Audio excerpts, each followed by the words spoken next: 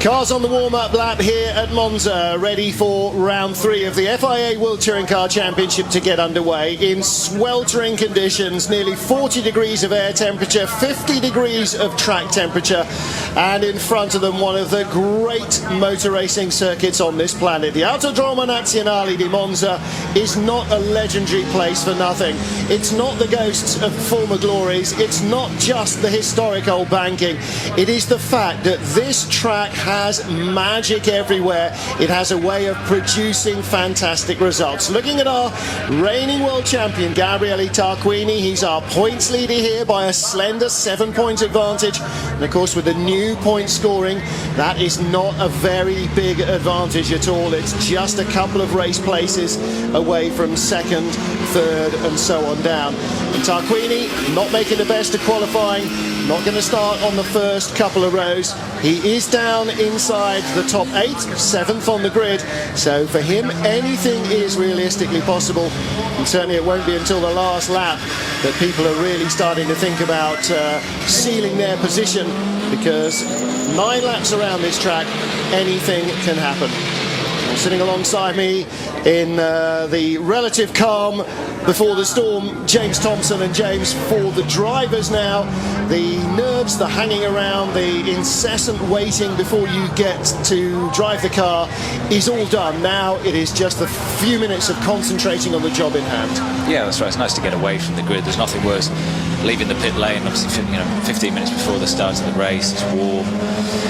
You're all, in your racing gear. You don't get out of the car when you sit on the grid, so you sat there, temperatures are rising, nerves are starting to, maybe 5 minutes probably before the start of the formation lap, heart starts to tick over a little bit quicker, and you're anticipating the start of the race. But the main overriding thing is when it's like this is the heat, and you have no control of that, you have no airflow, and so nice to get going, nice to get some air through the car, and finally think about forming up on the grid and starting the race.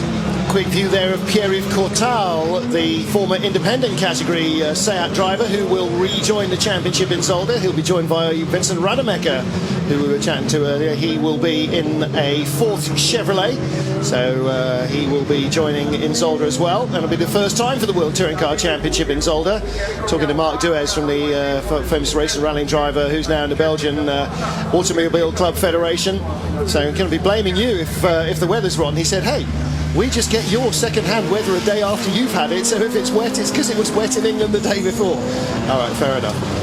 Top speed in qualifying, 245 kilometres an hour, and the chances are that they'll be going just as quickly in the train during the races as well. Now we're looking here for a much more straightforward start than we had in Marrakesh. Long open corner leads onto the front straight, but the key here, as in Marrakesh, will be that the drivers go through the grid positions to keep in distinct and separate rows, side by side, not with any stagger between them.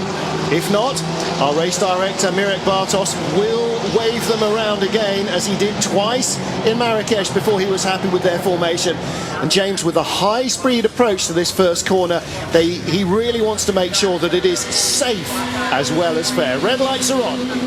Farfus on pole for BMW, Huff alongside him in the blue Chevrolet.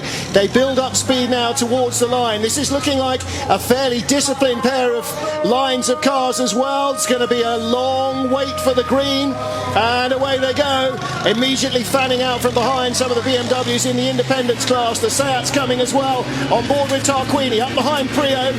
Tucking in behind Jordi Genet. Bad start from the second of the Chevrolets. Alain Menu has gone backwards, and in fact he is behind his teammate, beside his teammate Ivan Muller, and it's Huff that leads. Oh, just gets it turned in. Tarquini is in up to second place. Fantastic effort from him. Andy Prio alongside him there. Augusto Farfus got shuffled down. Several cars took plan B, and on the left, heavily into the barrier in Curva Grande. Tell me that's not Farfus. It is not Farfus this time. It looked like a Chevrolet. It looked like a Lassetti to me. Okay, well, we have got one Bamboo engineering car.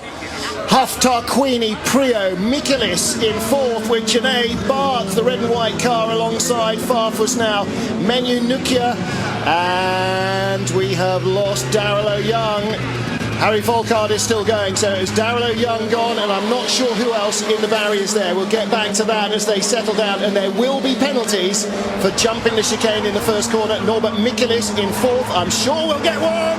All Benani into part, massive hold there. He loses speed but hangs on to it in Lesmo too. James, here we go. It's already carnage, isn't it? Heart in the mouth time already. I have to say, it's very tricky. I think they did the best they possibly could with the chicane. I mean, I know a few cars cut it, but we've had that historically here. It'll be down to the clerk of the course to sort it out. But as you can see, a great big group of cars, carnage already. Cars off to the left and all cutting the curb. So it's Huff that leads, but Tarquini is really pushing hard. He knows he's only got a lap or two to get by Huffy, to use his speed advantage before the brakes start to give way under him. Prio third, Michelis fourth, Farfus Poleman in fifth. Tom Coronel goes by for 11th place. Well, hang on a minute. Oh, yeah, it is 11th place ahead of Maybe Benani, and now ahead of Freddie Bart, who was 7th at the end of the first lap. Tarquini, huge toe up behind Huffy. Now he's got to use it and keep that turbo spooled up. He's into the braking area alongside. He's going to be in the lead before he gets off the throttle. James, again, a classic Monza move, and they're happening all the way back down the queue as well.